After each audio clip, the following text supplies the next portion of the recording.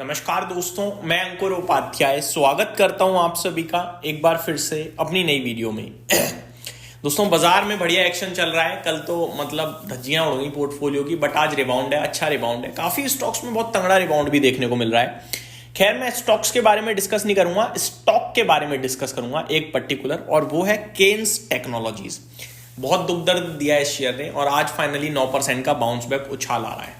कल 3850 का लो लगाया था इसने, आज 3700 का लो लगाया और अभी 4150 पे ट्रेड कर रहा है ये स्टॉक। सवाल ये उठता है कि 9% की तेजी में क्या हमें निवेश करना चाहिए या फिर अभी हमें सावधानी बरतनी चाहिए, क्या करें क्या ना करें, ये सवाल डेफिनेटली आपके दिमाग में भी चल रहा होगा। दो बातें हैं।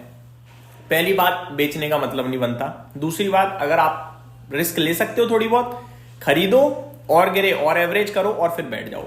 मैंने आपके साथ कल ही डिस्कस कर दिया था कि जो कुछ हुआ है, जो कुछ भी हुआ है, वो केवल और केवल एक कंपनी से गलती हुई है।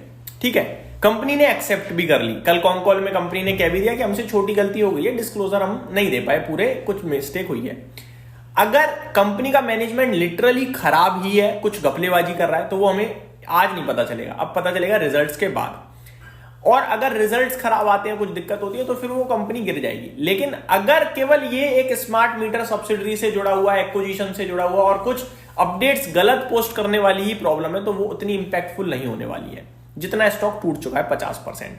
कल मैंने डिटेल में आप सभी के साथ शेयर किया था कि इस कंपनी के जो वैल्यूएशन है, 67 के पीई पे ये कंपनी ट्रेड कर रही है और इस कंपनी में इतनी पोटेंशियल है कि अगले 2 वित्त वर्ष में कंपनी अपने रेवेन्यू और मुनाफे को डबल करने वाली है। कंपनी ने खुद कहा है ये इन्वेस्टर मीट में, मैं नहीं कह रहा हूं।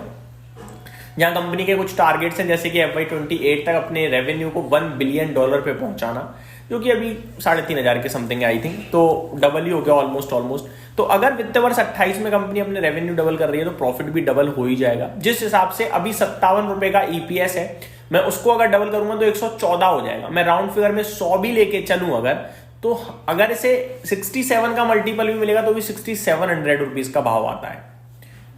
जो कंपनी 2 साल में डबल होने की बात कर रही है, वो 67 के पीई पे नहीं ट्रेड करती, वो 100+ पीई पे ट्रेड करती है।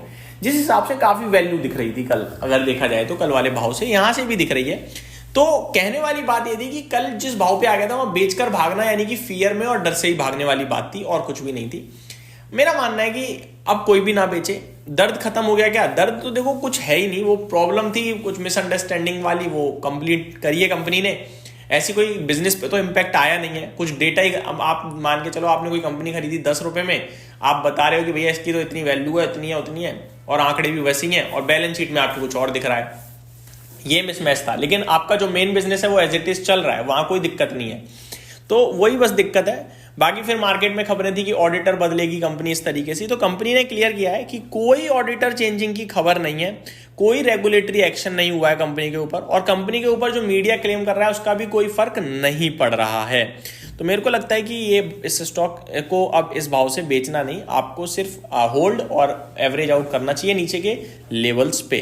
अब इंटरेस्टिंग चीज पता है क्या है? इतने दिन में गिर रहा था स्टॉक, भयंकर सेलिंग लास्ट 3 दिन में आई है, जहां पे आपके लिए सबसे पहले 4 दिसंबर को स्टॉक 5300 से 4900 का रह गया, फिर 4300 का रह गया, और कल ये 3800 रुपए तक भी 3750 का लो लगाया है कल। फिर आज के सेशन में इसने 3712 का लो लगाया और वहां से आ रहा है रिबाउंड। तो जितने गिरावट में वॉल्यूम्स ट्रेड हो रहे थे ना, उससे ज्यादा वॉल्यूम आज अभी तक ऑलरेडी ट्रेड कर चुके हैं, और अभी बाजार बंद होने में 2.5 घंटे बचे हुए हैं। आज के सेशन के वॉल्यूम्स में आपको बताना चाहूंगा 1.15 करोड़ शेयर्स ट्रेड हुए हैं, जिसमें लास्ट 2 डेज की अगर बात करूं तो कल 1.1 करोड़ शेयर्स थे और परसों 84 लाख शेयर्स, यानी अभी तक बीते कुछ दिनों के हाईएस्ट वॉल्यूम आ गए हैं। इनफैक्ट कल भी जब वॉल्यूम्स अच्छे खासे थे और गिरावट थी ना, तब भी इस स्टॉक में 23-24% की डिलीवरी परसेंटेज आई है, जो कि अच्छी मानी जाएगी इतने हैवी वॉल्यूम्स पे। तो मेरा मानना यह है कि अब इस स्टॉक को यहां से नहीं बेचना चाहिए। थोड़ा बहुत कोई डिप मिले तो एवरेज आउट कीजिए, विजन थोड़ा लंबा रखिए, और अगर Q3 में कुछ दिक्कत आए तो बेच के निकल जाएंगे, वरना मुझे लगता है ये रिबाउंड वाला स्टॉक है, 5500 रुपए की वैल्यू तो रखता है कम से कम। ठीक है, तो ये मेरी तरफ से अपडेट थी। उम्मीद करता हूँ डिटेल्स आपको पसंद आई होंगी केन्स टेक्नोलॉजीज को लेकर। वन मोर थिंग, इंडिगो के केस में ऐसा बिल्कुल भी नहीं है, कोई ये ना सोचे कि इंडिगो भी बहुत गिर गया, इंडिगो भी खरीदने का ही मौका है। मैं इंडिगो को लेकर अपने व्यूअर्स को अलर्ट करूंगा स्टिल। और क्यों अलर्ट कर रहा हूं मैं अभी शॉर्ट में सिर्फ इतना बताऊंगा, इनके बिजनेस पे इंपैक्ट है, इनके फाइनेंशियल्स बदलेंगे। आज डीजीसीए का बयान आ रहा है कि 5% तक फ्लाइट कट करो, इंडिगो से कहा है। सरकार कह रही है कोई और एविएशन कंपनी भी होनी चाहिए, एविएशन सेक्टर में बहुत ग्रोथ है और कंपनियां होनी चाहिए, इंडिया को जरूरत है। इनके लिए प्रॉब्लम बड़ी है भाई, सिंपल पर प्रॉब्लम नहीं है। तो इनका केस डिफरेंट है, केन्स का केस डिफरेंट था। ठीक है, तो इंडिगो में स्टिल अलर्ट रखूंगा मैं अपने व्यूअर्स को। तो ये माफ कीजिएगा दोस्तों, मेरी तरफ से अपडेट थी। Thank you so much for watching this video. Have a great day guys.